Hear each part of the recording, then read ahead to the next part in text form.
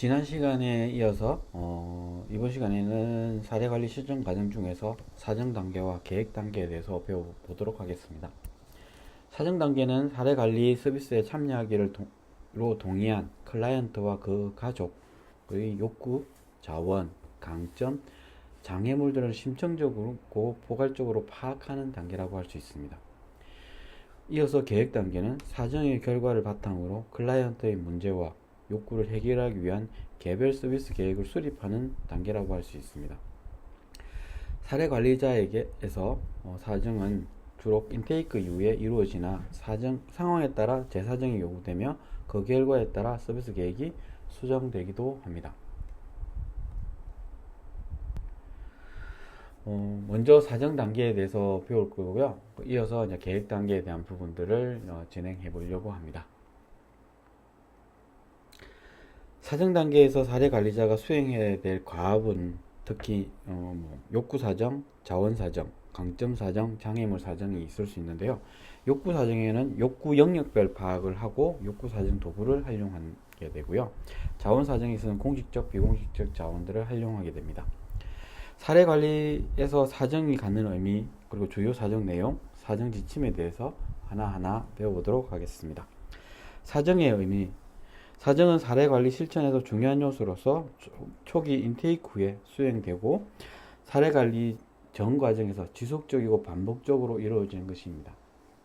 사정의 의미는 욕구에 대한 정보 수집과 분석, 우선순위를 고려하여 종합하는 과정이고, 욕구 충족을 위한 방법과 전략을 모색하는 정보 수집, 욕구 충족에 방해가 되는 클라이언트와 환경 체계의 장애물을 파악하고 욕구 충족을 위해 활용할 수 있는 강점과 자원을 파악하게 됩니다. 이어서 클라이언트 상황에 대한 원인, 경과, 해결책을 이해하는 가설적 틀을 구성하게 됩니다.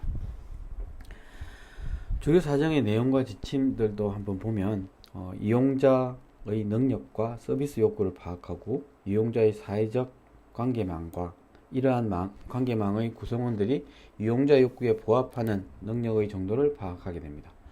서비스 제공자와 이들이 이용자 욕구에 부응하는 능력의 정도를 파악하고 구체적으로는 이용자 삶에 대한 기대, 희망, 목표를 파악하며 욕구의 우선순위, 목표 달성에 필요한 자원 및 현재 확보된 내외적 자원을 확인하고 자원을 확보하고 연계하는 방법들을 확인하는 과정입니다.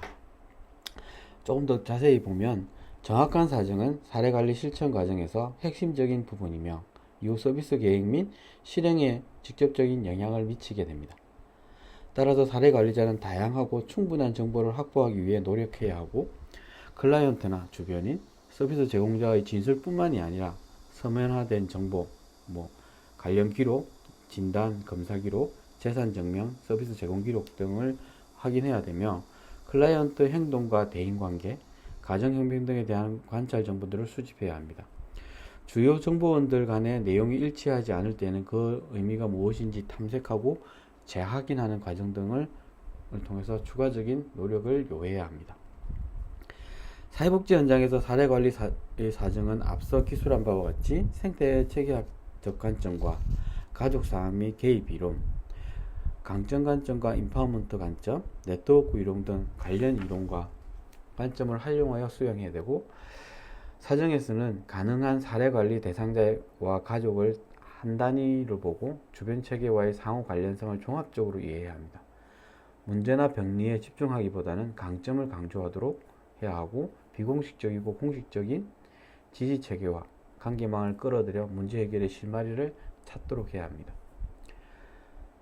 사례관리자가 사정 단계를 잘 이끌기 위해서는 클라이언트와의 지속적인 신뢰 및 협력 관계를 유지하는 것이 중요합니다. 이러한 관계 형성의 기초는 초기 단계와 마찬가지로 사정 단계 업무 수행의 기본이 됩니다. 그리고 문제, 욕구를 관련성을 정확하게 파악하고 적절한 해결의 실마리를 찾기 위해서는 관련 이론, 지식 이런 것들을 총동원해서 사정을 해야 되겠죠.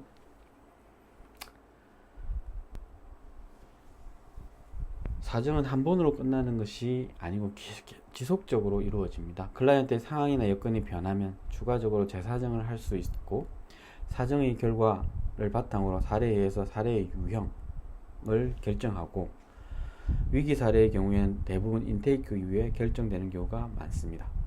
한편 공공영역의 통합 사례에서 사전 결과를 바탕으로 사례 관리 가구, 서비스 연계 가구, 위선정 가구로 구분하여 조치를 취하게 됩니다. 사전 관리 사정표를 작성하게 되는데요. 사례 관리 대상자 선정과 사례 유형을 판단해서 사례 관리 클라이언트의 선정은 인테이크 이후에 결정합니다. 사례 유형 일반인지 집중인지를 판단하고 사후 조정 이후에 최종적으로 결정을 하게 되는 거죠. 여기에서 문제와 요구와 욕구의 차이에 대해서 한번 알고 계시겠지만 한번 다시 짚어보겠습니다. 문제는 클라이언트의 관심을 갖게 하는 상황적 어려움을 말합니다. 클라이언트 자녀가 학교에서 친구들을 때리고 수업에 집중 못하는 행동, 이런 것들이 되겠죠. 요구 같은 경우는 어려움으로 인해 달라졌으면 하는 바라는 점이죠. 그러니까 변화의 지점이게 되겠죠. 우리 아이가 친구를 때리지 않고 공부에 조금 집중했으면 좋겠다라는 부분이겠죠. 욕구는 문제와 요구를 만들어내는 근원적인 결핍 혹은 미충족 상태를 이야기하는데요. 자녀가 친구나 학교에서 하는 행동은 집에서 부모의 사랑을 받지 못해 불안한 마음을 표출하는 것으로 볼 수 있다. 따라서 그러한 행동과 상황은 사랑이나 관심을 받고 싶은 욕구의 표출이다. 다른 이유도 있겠지만 이렇게 한번 좀 확인할 수도 있다라는 부분이겠죠. 욕구 사정의 의미 하고 주요 지침을 연결해서 볼 건데요. 사정 단계에서 욕구 사정의 의미는 클라이언트의 요구, 바람, 요청이나 호소에 기초하여 진정한 욕구를 파악하는 것이 필요하고, 클라이언트의 욕구를 그대로 혹은 무조건적으로 수용하기보다는 욕구에 기초한 합의된 목표를 만들어내는 것이 필요합니다. 클라이언트 상황에 분간하면서 요구를 청취하고 사례 관리자의 전문성에 기초하여 욕구 충족을 위한 최선의 목표를 만들어내야 됩니다. 클라이언트의 근본 문제를 해결하는 장기적인 관점에서 요구나 호소의 의미를 탐색할 필요가 있습니다. 욕구 사정의 주요 지침을 확인해 보면, 욕구 사정은 클라이언트의 강점과 적극적 참여를 기반으로 협력적이고 상호 의존적인 관계에서 이루어져야 한다. 그리고 욕구 사정은 클라이언트가 어떤 서비스를 필요로 하는지를 결정하기 전에 그가 경험하고 있는 문제나 혹은 문제라고 인식되는 상황에 대한 체계적인 분석을 통해 변화의 방향이나 변화의 목표를 설정하기 위해 필요하게 된다. 욕구 사정에서 가장 중요한 기술은 의뢰자를 포함하여 클라이언트와 가족이 제시하는 요구 혹은 문제의 내용을 중립적인 입장에서 구체적으로 확인하는 것과 이들로부터 밝혀낸 욕구를 근거로 성취 가능한 합의된 목표를 끌어내는 것이다. 욕구 사정을 위해 활용할 수 있는 정보는 다양하다. 가정 방문이나 상담에서 관찰한 내용과 상담을 통해 얻어진 진술 내용, 관련 자료 등을 통한 문서화된 내용들이 활용할 수 있는 다양한 자료가 되겠죠. 이러한 정보를 다양하게 확보하고 이를 종합적으로 분석할 때보다 풍부하고 객관적인 평가가 가능해질 것이다. 관련된 확인할 수 있는 자료는 많죠. 관찰된 내용도 있을 거고, 특히나 이제 병원의 의료적인 부분의 정보도 있을 수 있고, 아니면 진단적인 정보도 있을 수 있고, 아니면 아이들의 기록 이런 것들도 확인할 수 있는 부분이 될 수 있는 거죠. 이어서 현장에서 욕구를 사정할 때 활용할 수 있는 방법에 대해서 한번 보겠습니다. 가장 대표적인 게 가계도겠죠. 가계들을 통한 사정, 세대 간 사정 혹은 가족력을 사정할 때 필요하게 되고요. 생태도를 통한 사정, 학력적 사정 혹은 환경 사정을 할 때, 사회적 관계망을 통한 사정, 욕구 사정표를 통한 사정, 기타 표준화된 측정 도구나 개별화된 주관적 척도를 활용한 사정이 있을 수 있습니다. 임상적 사정을 선택하여 활용할 때에는 클라이언트의 특성에 맞게 그리고 행동 척도의 강조점과 활용도를 고려해서 사용해야 됩니다. 현장에서는 삶의 질이나 삶의 만족도, 자존감, 일상생활 수행 능력 및 도구적 일상생활 수행 능력, 문제 해결 능력, 가족관계 및 기능, 그리고 가족 구조를 파악하는 척도를 비롯하여 정신건강이나 신체장애와 관련해서 우울, 무망감, 자살 사고, 알코올 및 중독 관련 척도, 장애 수준을 평가하는 척도 등을 활용할 수 있습니다. 이어서 가계도하고 생태도에 대한 이야기들을 조금 더 자세하게 해보도록 하겠습니다. 가계도를 활용한 사정. 가계도란 현장에서 가족 체계를 사정하는 방법으로 이는 2, 3세대 이상에 걸친 가족 구성원에 관한 정보와 그들 간의 관계를 도식으로 나타내는 것입니다.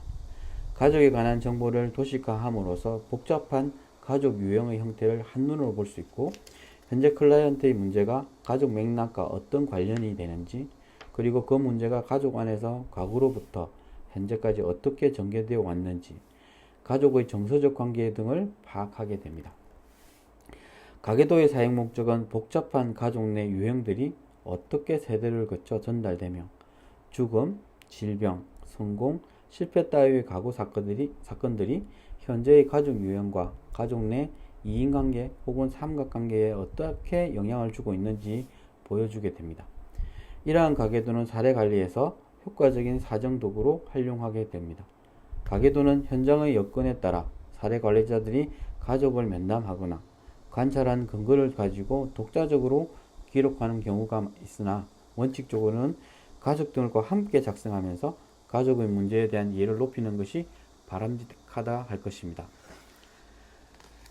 따라서 가족들이 가계도를 친숙하게 받아들일 수 있도록 사례 관리자는 가계도의 의미와 작성 방법을 충분히 설명한 후에 함께 그림을 그리는 것이 좋습니다. 작성 후에는 가계도를 그린 느낌과 가족을 새롭게 이해하는 부분에 대해 이야기하도록 하는 것도 좋은 방법일 것입니다. 앞에 보이는 화면 같은 경우에는 가계도를 그리는 규칙, 밀착이라든지 단절, 소원, 갈등 이런 것들을 표현해서 확인하는 것, 여러분들이 가장 많이 그리는 그림 중에 하나이지 않을까 생각을 합니다. 확인해 보시면 좋겠고요. 이어서 생태도에 대한 이야기들을 할 겁니다. 생태도란 개인과 가족을 포함하는 클라이언트 체계가 외부 환경 체계들과 어떻게 관련되어 있는지를 그림으로 나타내는 것입니다. 클라이언트 체계와 외부 체계 혹은 외부 자원과 관련성을 주위에 얼마나 다양한 체계들이 존재하는지의 구조적인 면 뿐만 아니라 그 외부의 체계들이 현재 어떻게 작용하는지의 기능적인 면을 동시에 파악하게 됩니다. 특히 생태도는 대체로 지난 3개월을 기준으로 하여 작성하며 개인 체계뿐만 아니라 가족 체계를 사정할 때 많이 활용하게 됩니다. 즉 가족원들이 사이에 혹은 가족과 외부 체계 사이의 에너지의 흐름과 자원의 교환 그리고 스트레스나 갈등의 정도를 파악하는 도구가 됩니다.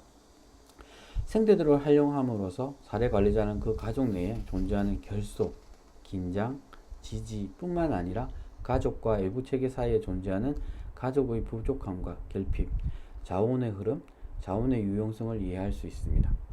생태도는 개인과 가족의 상태를 전체적으로 조명하도록 도울 뿐만 아니라 체계들 간의 관계를 원활하게 하기 위해서 어느 체계를 어떻게 변화시켜야 할지를 결정하도록 도와주게 됩니다. 사정 단계에서 그린 생태도와 개입 후 혹은 종결 단계에서 보여주는 생태도를 비교해 보면 클라이언트 환경 체계가 어떻게 달라졌는지를 한눈에 확인할 수 있습니다. 생태도를 그리는 주요 지침과 신뢰를 살펴보면 중앙에 있는 원을 중심으로 클라이언트의 환경 체계에 있는 사람들을 원으로 표시하게 됩니다. 이때 클라이언트의 원을 중심으로 하여 주변의 원의 크기와 거리를 조절하게 됩니다. 친밀감이나 이런 것들이 있겠죠. 그 환경체계 속에서 있는 사람이나 대상에 대한 전반적으로 이야기를 하게 되고 각 환경체계에 대한 클라이언트의 생각과 경험에 대해 이야기합니다. 이때 상호관계의 종류를 부호로 표시하게 되고 완성된 그림을 확인하게 됩니다. 클라이언트로 하여금 그림 전반에 대한 느낌과 생각을 이야기하도록 하고 이후에 변화되었을 때 그 부분에 대한 논의도 이어가게 됩니다. 저도 그러니까 청소년 쪽에 아이들하고 만나고 이야기할 때 가장 많이 활용했던 부분이 생태도였던 것 같습니다. 가계도도 중요한 역할도 했지만 그 속에서도 최근에 아이들의 고민들 이런 것들을 짚어내기 위해서 생태도 역할들 그리고 지지 뭐 그리고 아이들이 주변에 있는 강점을 어떻게 활용할 것인가, 자원을 어떻게 활용할 것인가에 대한 부분을 할 때도 생태도가 조금 많은 도움이 되었던 것 같습니다. 화면에 있는 생태도의 그림을 조금 보면 지속적인 관계인지 그리고 아니면 조금 소원한 관계인지 갈등 관계인지 그리고 에너지는 어떤 방향으로 흐르게 되는지 이런 것들을 보면서 지금 현재 아이들이 아니면 그 클라이언트 사례관리 대상자들이 어떤 지지망을 가지고 있고 갈등을 가지고 있는 것들을 확인하면서 방향을 설정할 수 있는 부분이 된다라고 생각하면 될 것 같습니다. 이어서 욕구 사정에 대한 부분, 그러니까 보건복지부에서 추진하고 있는 사례관리, 희망복지지원단을 통해서 하는 통합사례를 이야기하는데요. 그래서 작성하는 욕구 사정 영역은 크게 10가지입니다. 다음 페이지에서 보여지는 그림에서도 나타나겠지만 안전, 건강, 일상생활 유지, 가족관계, 사회적 관계, 경제, 교육, 고용, 생활환경, 법률 및 권익 보장 등 10가지 영역인데요.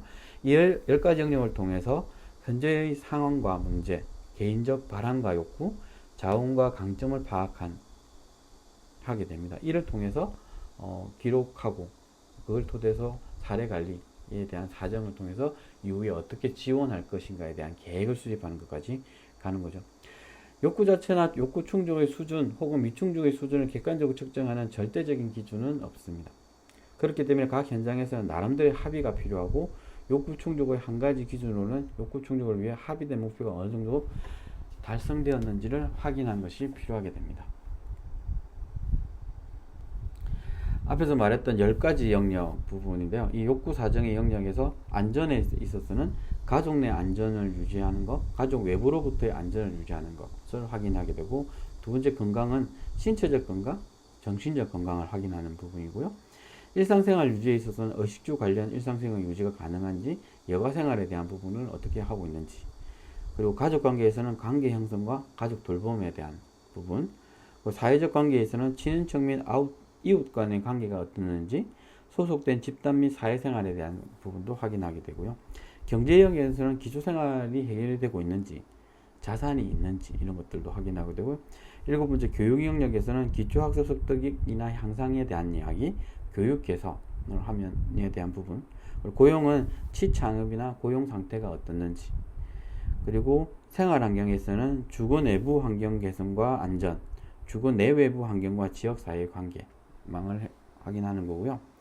법률 및 권익보장에서는 권익보장, 법률 지원을 제대로 받고 있는지에 대한 부분도 확인해야 돼요. 이런 것들을 하나씩 챙겨보면, 첫 번째 안전 영역입니다. 안전 영역에 있어서는 가족 내부나 외부의 안전 문제를 발생할 가능성이 있을 때 먼저 위험의 정도를 정확하게 사정하게 하고, 예를 들면 생명이 위태로운 응급 상황인지, 균형 감각을 잃고 불안정한 상태가 일시적으로 일어나서 위기 상황인지를 구분해야 합니다. 이유는 응급 상황은 생명을 보호하기 위한 입원, 쉼터, 시설 이소 등의 분리와 안전의 확보가 우선되어야 되기 때문이고, 하지만 생명에 직접적인 영향이 없을 경우에는 현재 상태에서 안정을 찾도록 개입하는 것이 필요하게 됩니다. 본인의 의견을 표현하지 못하고 본인이 원하는 것을 스스로 인식하지 못하는 경우가 많습니다. 그러나 대부분 익숙한 집을 떠나는 것을 원치 않으므로 재가 상태에서 안전을 확보할 수 있는 방법을 우선적으로 고려할 필요가 있습니다. 즉 가족 간의 분리나 거주지를 옮기는 방법은 차선책으로 검토해야 한다는 것입니다. 일시적인 평형 감각을 잃은 위기 상태와 영구적으로 생명의 손상을 입을 수 있는 응급 상태를 구분하여 접근하는 것이 필요하고, 위기 상태는 일시적인 6주 이내라고 하는 도움으로 평형 감각을 회복할 수 있는 상태이며, 응급 상태는 입원이나 분리 등의 신속한 조치를 취하지 않으면 자해 혹은 타해의 위험이 있거나 생명이 위태로워질 수 있는 상황을 말하게 됩니다. 따라서 위기와 응급 상태를 구별할 수 있어야 하며, 응급이라는 부분은 안전의 확보와 생명 보호, 위기 상태나 억압과 스트레스 등으로 인해서 불균형한 상태가 회복되도록 지원하는 것을 말하게 됩니다. 응급 상태에서 해당하는 것은 보호체계가 없거나 보호체계가 구축이 어렵고 타인이나 자신의 생명이 위험할 경우에는 응급 상태로 보고 이에 준하는 조치를 취해야 합니다. 보호하고 지원해줄 자원이 없는 경우에 지역사회 자원을 활용하면 보호체계를 구축할 수 있으며 가능성을 배제하지 말고 사정하고 개입해야 합니다. 성폭력, 정신질환, 학대, 가정폭력 등이 있을 경우 개입이 어려울 뿐만 아니라 전문성을 필요로 하기 때문에 전문가와 팀을 구성하여 개입하는 것이 바람직합니다. 안전 영역에서 점검해야 될 질문 부분은 가족, 구성원, 비동거 가족, 이웃, 친구, 사회로부터 안전을 위협받고 있는가에 대한 질문이 필요할 거고요. 대상자가 타인의 안전을 위협하고 있는지도 체크해야 될 거고, 위기 상황이 발생할 경우 도움이 요청하는 거나 대처할 수 있는 지원이 가능한지 이런 것들도 체크해야 됩니다. 사정 척도로는 자살 사고 척도, 불안 척도, 노인 학대 척도, 아동 학대 척도 이런 것들이 많이 존재하겠죠. 이어서 건강 영역입니다.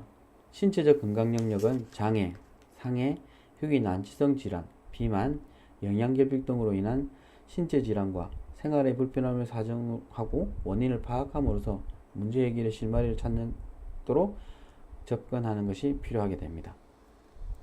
신체적 불편이나 생활의 곤란이 있음에도 불구하고 개인별 희망사항이나 욕구가 있으므로 이를 충족할 수 있도록 강점을 활용하는 개입이 필요합니다.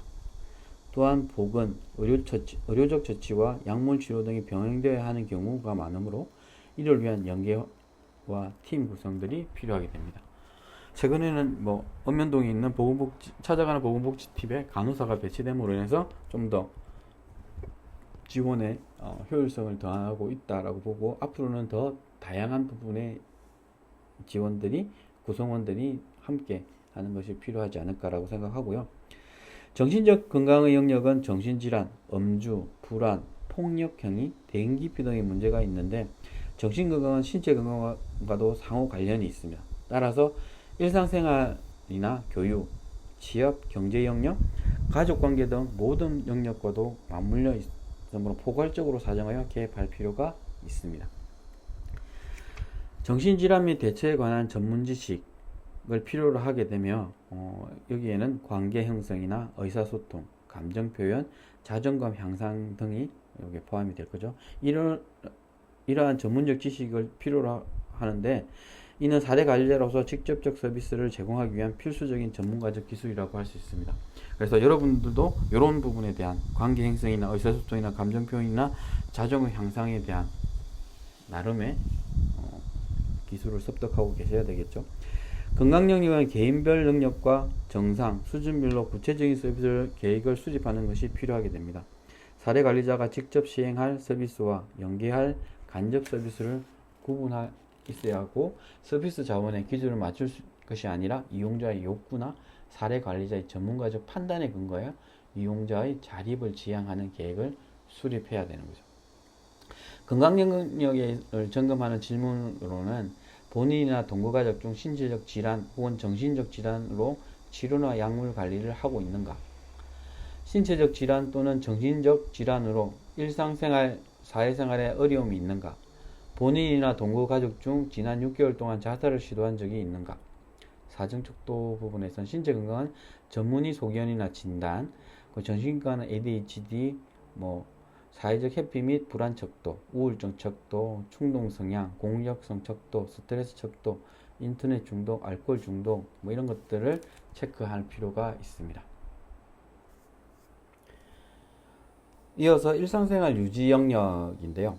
식사, 용변, 의복 착용, 외출, 약물 복용, 가사활동 등을 스스로 할 수 있는지에 관한 문제와 긴급 상황 시에 대처할 수 있는 능력이 있느냐에 대한 영역입니다. 여가 활동을 건전하게 보낼 수 있는지, 아니면 부적절한 게임이나 도박을 하면서 보내는지에 대한 문제를 점검하는 영역이기도 합니다. 다른 영역에 비해 가장 많은 서비스 자원이 확보되어 있는 영역으로 자원을 연계하기 쉬운 장점도 있습니다. 인터넷 중독, 도박 등과 같은 부적절한 여가 활동은 정신건강 영역과 관련되어 있으므로 포괄적 사정 후 우선순위를 정해 개입해야 할 것입니다. 서비스 지원 방법을 선택할 때 이용자의 욕구와 자립성이 우선되어야 하며 예를 들면 청소 서비스를 제공함에 있어서 자원봉사단체와 연계할 수도 있고, 친척이나 가족 중에 청소를 하도록 연계할 수도 있고, 사례관리자가 직접 청소를 하거나 이용자와 함께 할 수도 있습니다. 어떤 방법이 가장 적합한 것인지는 이용자의 욕구에 부합하는 것을 선택하되 서비스에 의존하지 않도록 하는 자립을 지향하는 개입이 되도록 해야 할 것입니다. 사정도구 영역에 구체적으로 제시되고 있지는 않지만 의복관리, 주택관리, 위생관리 등 시간관리도 포함이 되겠죠. 관리능력이 포함하는 것으로서 사정을 해야 한다. 일상생활 영역을 점검하는 질문으로는 본인이나 동거가족이 일상생활에 어려움이 있는가, 식사, 용변, 옷입기, 세탁, 몸씻기, 청소, 정리정돈, 수면 이런 것들, 여러가지 또 가사 이런 것들이 포함이 되겠죠. 외출 시 이동이 어렵지는 않은가, 무엇을 하면서 하루를 보내는가 이런 것들 있는 거죠. 사진축도로는 일상생활 동작, 도구적인 일상생활 동작 관련된 척도들이 있습니다. 이어서 네 번째 가족관계 영역입니다. 가족관계의 영역은 부부 갈등, 부모 갈등, 고부 갈등, 형제 자매 갈등, 가족의 무관심 등으로 분류할 수 있습니다. 가족 돌봄 부분에 있어서 장애인 돌봄, 노인 돌봄, 아동 돌봄, 만성 질환자 돌봄 등이 있고, 모든 대인관계의 출발은 가족이기 때문에 가족 간의 관계에 어려움이 있다는 것은 사회적 관계의 어려움도 동반될 가능성이 높다는 것입니다. 가족 갈등 관계, 가족 관계의 소원함, 가족 부양 부담으로 인한 스트레스, 가족 내 억압 등에 적절하게 개입을 하고 있는지도 확인해야 될 것입니다. 가족 관계의 문제는 단순히 개인적인 이유보다는 개인을 둘러싼 재반 문제들의 영향을 받으므로 경제적인 문제, 질병, 정신건강, 의사소통의 문제, 기타 스트레스 상황 등을 점검하고 이를 해결함으로써 관계를 원활하게 할 수 있습니다. 또는 관계의 양상을 변화시키기 위해서는 필요한 경우 구체적인 대화법들을 제시할 수도 있습니다. 가족의 관계 패턴, 대화 방식, 가족 내 약자, 가족 분위기, 클라이언트의 기질 등을 고려하여 가족 내 관계의 역동성을 분석하면 가족 관계 개입의 단서를 찾을 수 있습니다. 저희들이 이제 초등센터, 이렇게 지역 아동센터 아동들하고 이렇게 했을 때,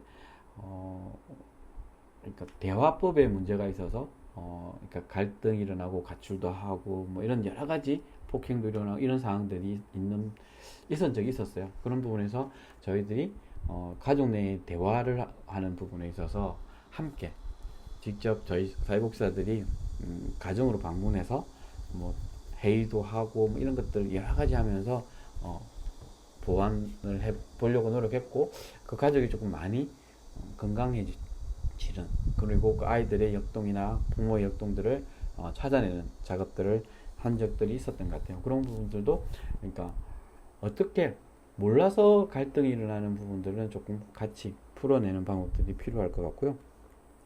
가족관계 영역을 점검하는 질문으로는 동거 혹은 비동거 가족들 간의 갈등이 있거나 단절된 상황인지까지도 확인할 필요가 있고요. 영유아 아동, 노인, 장애인 등을 양육하거나 돌보는데 어려움이 없는지, 경제적인 문제가 있을 수 있고, 혼자 한다든지 아니면 여러 가지 부분들이 있는 것들을 체크하면서 그거에 대한 지원을 찾아내는 것들도 필요하게 됩니다. 사정 척도로는 가족 응집력 척도, 가족 부담 척도, 가족 관계 척도들이 있습니다. 다섯 번째, 사회적 관계 영역입니다. 사회적 관계 영역은 친척 간의 갈등, 이웃 갈등, 이웃 소원, 직장 생활, 학교 생활, 종교 생활, 사회생활의 어려움, 상습 범죄들로 이런 여러 가지 부분으로 나눌 수 있습니다. 이 영역에서는 갈등과 어려움은 영유아기, 아동기에 원활하지 못한 가족관계에서 기인하는 경우가 많다고 합니다. 가족관계의 패턴과 경험을 경청하고 잠재된 가족 갈등관계와 밀착관계를 파악하며 스스로 자신의 관계 패턴을 이해하고 통찰하게 하는 상담을 제공해야 합니다. 사회관계 활성화를 위한 개입은 작고 단순한 일, 흥미와 관심이 있는 일부터 시작하게 하고 함께 동행하고 사회활동에 참여하는 경험을 갖도록 하며 사회적인 역할과 과제를 부여하며 사회활동 시 발생하는 특정 문제를 해결함에 있어 사회관리자는 지지자와 중재자로서의 역할들을 함께 하게 됩니다.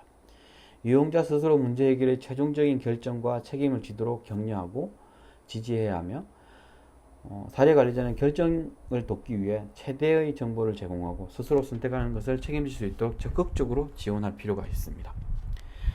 이용자와 우호적인 관계에 있는 단체나 기관 혹은 개인을 최대한 강점으로 활용하고 지지할 수 있는 새로운 관계를 형성하여 궁극적으로 사회적 지지망을 구축하도록 할 필요가 있습니다.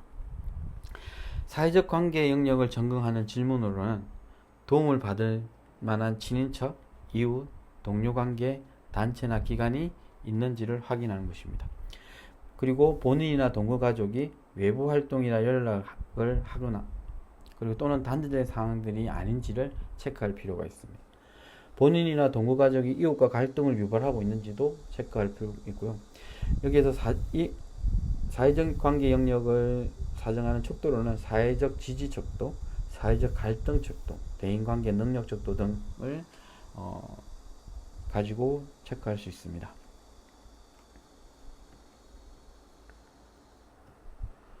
이어서 경제 영역입니다. 경제 영역은 결식, 주거비, 의복비, 난방비, 공과금, 통신비, 의료비 등의 최소한의 생활에 필요한 경제력이 부족한 상태 및 자산관리 능력, 부채 상황, 과소비 등의 문제들을 점검하는 것입니다. 그러니까 경제적으로 부족은 기본적으로 해결해야 될 부분이겠지만 관리 능력의 부재, 주변에 이것을 좀 뭐라고 이야기할까요? 악용해서 가져가. 특히나 이제 제가 이제 관심을 갖고 있는 보호 종료 청소년들 같은 경우에는 돈을 많이 갖고 퇴소하지는 않지만 일정 정도의 개인적으로 재정적을 가지고 자립을 하기는 합니다. 근데 주변에 그 돈을 노린다고 표현하면 좀 애매하지만 그 돈이 있다는 걸 알고 접근하는 사람들이 많습니다. 가족일 수도 있고요, 친구일 수도 있고요, 먼저 퇴소한 선배일 수도 있고, 그리고 그에 붙어서 그 돈이 없어질 때까지, 그러니까 있다가 그 돈이 없어지면 싹 사라지는 이런 것들이 좀 해결해야 될 근본적인 문제이지 않을까라는 생각이 듭니다. 그래서 스스로가 경제적인 관리 능력이 있으면 좋겠지만 이것을 지원하는 역할들을 하는 팀들이 함께 있으면 좋지 않을까라는 생각을 하게 되고요. 지적장애인, 정신장애인의 경우 자산관리 능력을 구체적으로 사정하고 과소비가 심한 경우 정신건강 상태를 확인할 필요가 있습니다. 경제적 지원은 국민기초생활보장지원, 긴급지원, 공동모금회, 민간자원의 동원을 통해서 지원하게 되고요. 특히 국민기초생활보장법상 지원 가능한 대상 여부를 재확인하고 생계비 변동을 확인하는 등 공공영역에서 우선 지원 가능한 것을 점검할 필요가 있습니다. 그리고 공공영역에서 지원이 어렵다면 민간 그리고 지역사회가 함께 하는 부분들을 체크할 필요가 있겠죠. 그리고 현금 지원뿐만 아니라 민간의 관계기관의 현물 지원 요청, 민간단체의 지원 요청 등의 협력과 연계를 이끌어내고 개인적인 바람이나 작고 사소한 욕구도 자원을 개발해 지원할 경우 변화의 동기부여가 되고 변화의 동력이 될 수 있습니다. 그러니까 지금 제가 활동하고 있는 사회복지협의회, 아까 사회복지사 협회도 얘기했지만 사회복지협의회 같은 경우에는 좋은 이웃이라는 프로젝트를 통해서 현물 지원 그리고 직접적인 돈을 지원하지는 않지만 전기세나 이런 것들 전기요금이나 가스요금 부분을 일부 지원하는 프로젝트들을 지역사회가 하고 있고요. 김해에 여러 가지 읍면동 행정복지센터가 있지만 이걸 적극적으로 활용하는 읍면동이 있는 반면에 전혀 한 건도 올라오지 않는 경우도 있어서 그 담당자의 역할이 얼마나 중요한가 이런 것도 체크해 볼 필요가 있을 것 같아요. 경제 영역을 점검하는 질문으로는 돈이 없어서 기초생활에 어려움이 없는가에 대한 부분입니다. 의식비, 교육비, 의료비, 집세, 대거요금, 난방비, 공과금 이런 것들. 지금 최근에 날씨가 너무 많이 더워서 걱정되는 상황들이 많이 일어나고 있는 거죠. 에어컨에 대한 부분. 예전에는 에어컨 없이도 근데 그렇게 이제 길게 전기요금이 나간다고 걱정을 하지만 틀었던 것 같은데 지금 제를 봐도 그래요. 그러니까 이 강의를 녹화하는 것도 에어컨 없이는 진행하기 힘들 정도로. 그런데 이제 기초생활이 어려운, 경제적인 어려움을 가진 분들은 에어컨 자체가 없는, 아까 얘기했던 좋은 친구들이라는 프로젝트에 왔던 것 중에 하나가, 이전까지는 에어컨 지원에 대한 내용이 없었는데 올해 들어서 에어컨 지원이라는 부분들이 많이 올라오기 시작하고 있습니다. 잘 생각해 보면 에어컨도 이제는 뭐라는 게 그냥 일반적인 일반적인 생활용품으로 이제 가야 되지 않을까. 사치용품이 아닌 거죠. 생명에 대한 고민들을 하게 되는 부분이 생기는 거죠.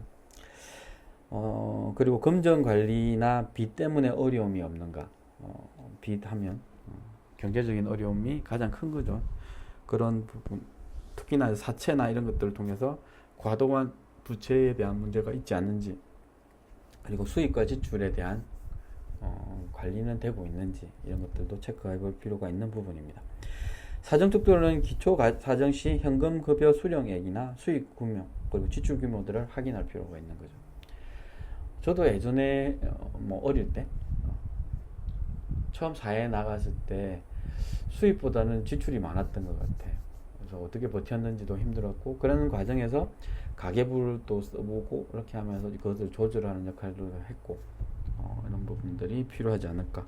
이런 것들이 이제 그런데 이제 저희들이 만나게 되는 사례 관리자 같은 체계적으로 이런 부분을 교육하는 게 잘 안 되는 것 같아요.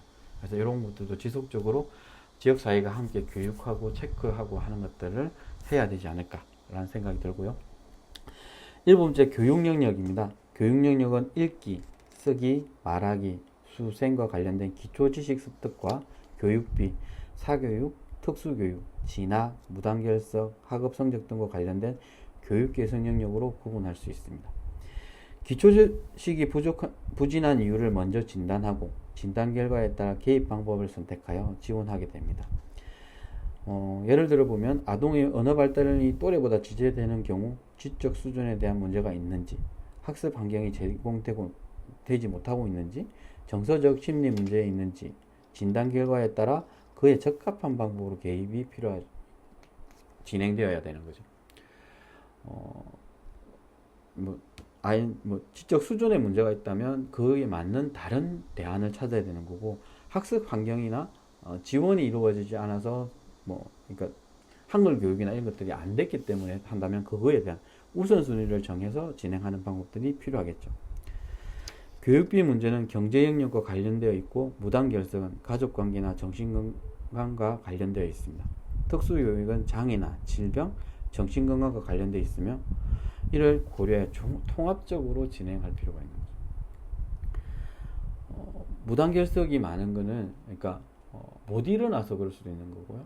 그러니까 못 일어나는 이유가 밤에 컴퓨터를, 그러니까 보호자가 집에 같이 있지 않아서 밤새 인터넷을 하다 보니까 못 일어나서 학교 못 가는 경우.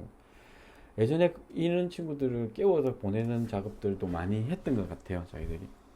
그러니까 제가 이제 하고 밤에 일찍 자는지 안 하는지 체크하는 거, 휴대폰에 과몰입하지 않은 거, 이런 것들을 조금 체크했던 것 같고요.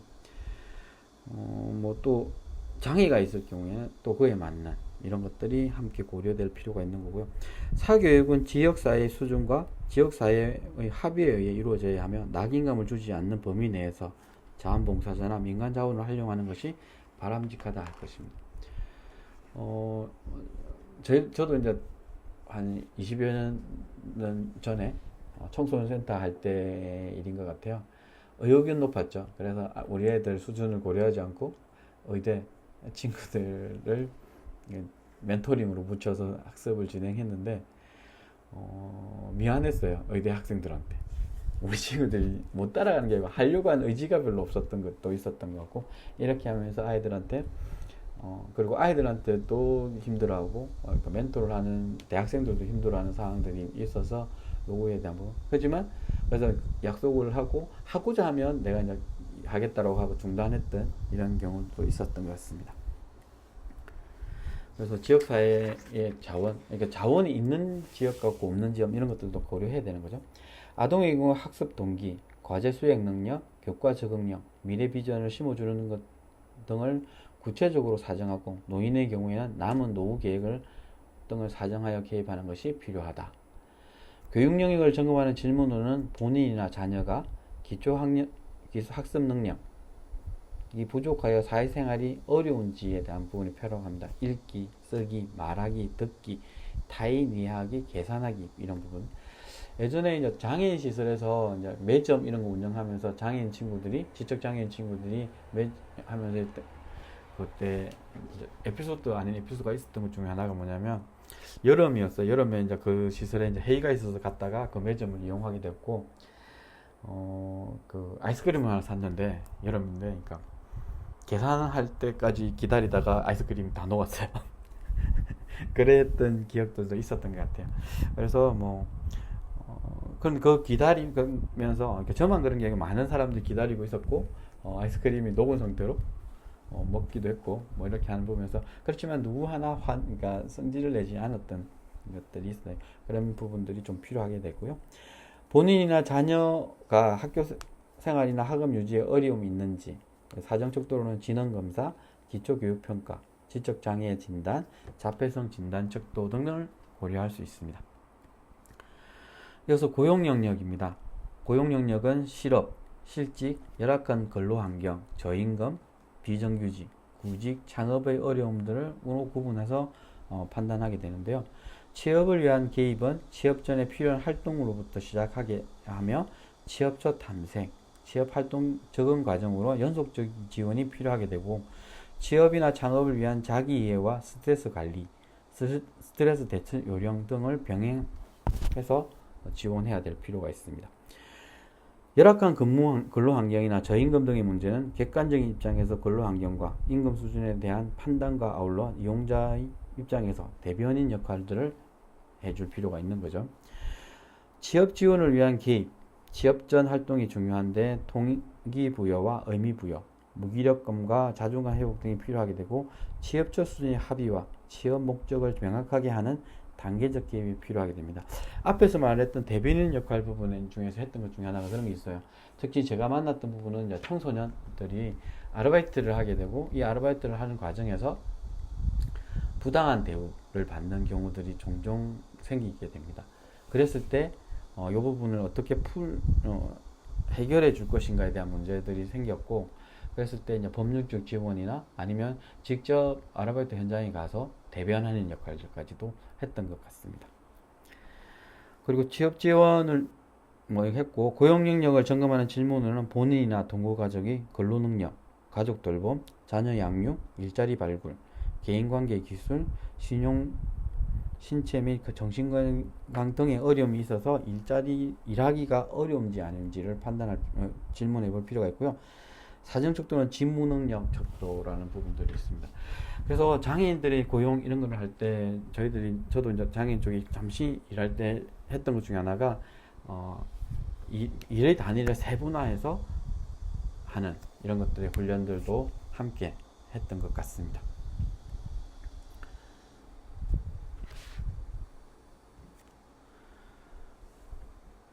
이어서 생활환경 영역입니다. 주거 내부 환경, 주거 외부 환경, 권익 보장 영역으로 구분하여 접근하게 되고요. 주거 내부는 화장실, 주방, 위생, 도배, 냉난방, 전기, 가스, 상하수도, 주택 내 이동, 사생활 공간의 문제를 다루게 되고 주거 외부 환경은 학습 환경, 교통 접근성, 주변 위험물, 상습 침수, 철거 등의 문제들이 다루게 됩니다. 이 내용들은 최근에 이제 언론상에 많이 나왔던 부분들이죠. 지하층의 침수 이런 것들도 있었고요. 이런 것들이 언론상에 많이 이야기됐고요.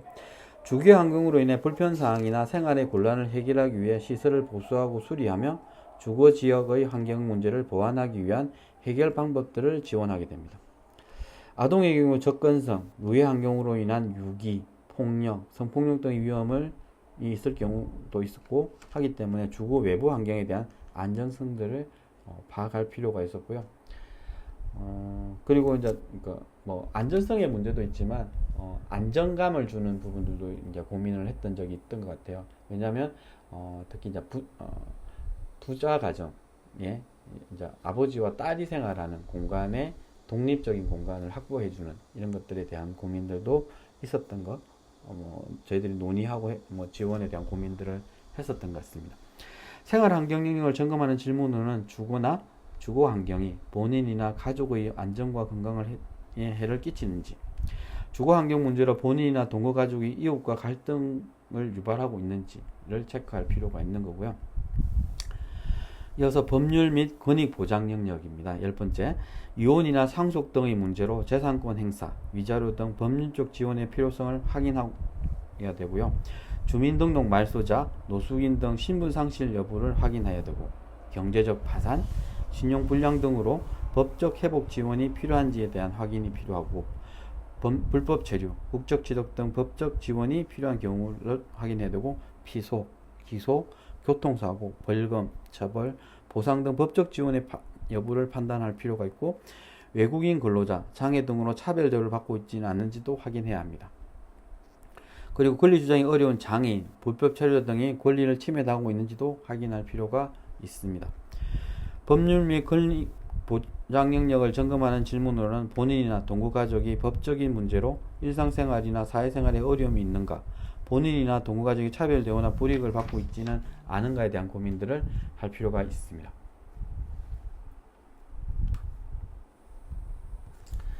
이어서 사례 관리에 대한 부분들을 한번 간단하게 해보면, 우리 동네 슈퍼스타라는 제목입니다. 철수는 동네에서 수없이 사고를 치고 다녔다. 이제 동네에서는 모르는 사람이 없을 정도로, 그리고 좋은 일로 슈퍼스타가 되어야 하는데 사고치고 잘못된 일로 슈퍼스타가 되었다. 하지만 이상하게도 동네는 철수를 버리지 않는 것 같았다. 아이를 손가락질하고 매번 혼내기보다는 누구든 도움을 주려고 하였다. 아마도 아이들의 잘못이 아니라 환경의 어려움을 알기 때문일 것이다. 특히 학교에서 철수 정도 사건을 벌이면 벌써 다른 학교에 보냈을 텐데, 이 아이 우리 학교에서 품지 않으면 다른 학교에서도 받아주지 않는다는 여러 선생님들의 의지가 철수를 붙잡고 있었다. 이런 선생님들을 만났다는 것이 철수에게 얼마나 감사하고 다행스러운 일인가. 또한 지역의 회의에 가면 사회복지사들이 철수의 안부를 묻곤 한다. 철수는 이렇게 동네 슈퍼스타가 되어 있었다. 바라보는 관점에 따라서 이것도 달라질 수 있는 영역이 되는 거죠. 그리고 자원 사정 부분입니다. 사정에서 자원에 대한 사정은 필수적입니다. 자원이나 클라이언트 스스로 해결하기 힘든 다양한 생활상의 욕구를 채우기 위해 반드시 필요한 부분이고, 사례 관리의 성공 여부는 자원을 어떻게 활용할 것인가와 밀접한 관련이 있기 때문입니다. 사정 단계에서 현재 클라이언트가 활용하고 있는 것, 활용할 수 있는 것, 그리고 앞으로 꼭 필요한 자원이 무엇인가를 파악하는 것이 매우 중요하다 할 것입니다. 이러한 자원 사정이 충분히 이루어졌을 때 그 다음 단계인 서비스 계획 단계에서 개인 목표의 성취를 위한 자원 활용 방안을 구체화할 수 있습니다. 자원의 개념과 종류, 공식적, 비공식적 자원 활용의 중요성에 대해서는 앞서 언급했었고, 클라이언트의 자원 사정은 생태도를 통해서도 가능하므로 생태도를 통한 사정과 연계성을 가지면서 체크할 필요가 있습니다. 사례 관리자가 자원 사정을 할 때 고려해야 될 내용들입니다. 자원은 크게 인적, 물적 자원, 공식적, 비공식 자원을 구분해야 되고, 생태도나 관계망 사정을 통해 파악을 하고, 클라이언트와 가족 단위에서 동원할 수 있는 인적, 물적 자원들을 파악하며 현재 이용하고 있는 자원, 그리고 앞으로 활용할 자원, 개발이 필요한 자원, 그리고 자원과 관련된 장애물들을 파악할 필요가 있습니다. 클라이언트 및 주변인의 자원 활용의 긍정적 경험 및 부정적 경험들을 파악할 필요가 있습니다.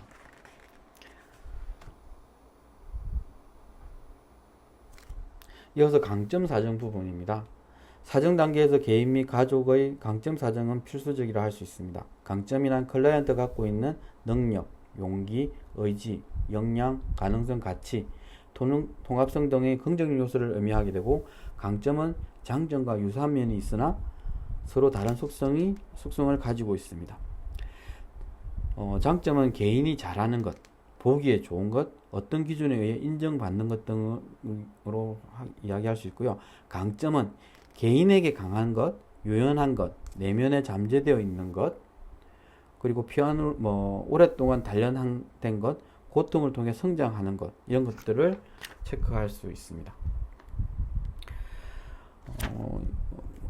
그래서 사례 관리자가 클라이언트의 강점을 사정할 때 지침으로는 클라이언트가 직면한 문제 사항과 관련해 그 진술의 주관적인 견해를 경청하게 되고, 클라이언트를 신뢰해야 되고, 클라이언트가 원하는 것이 무엇인지 밝혀낼 필요가 있습니다.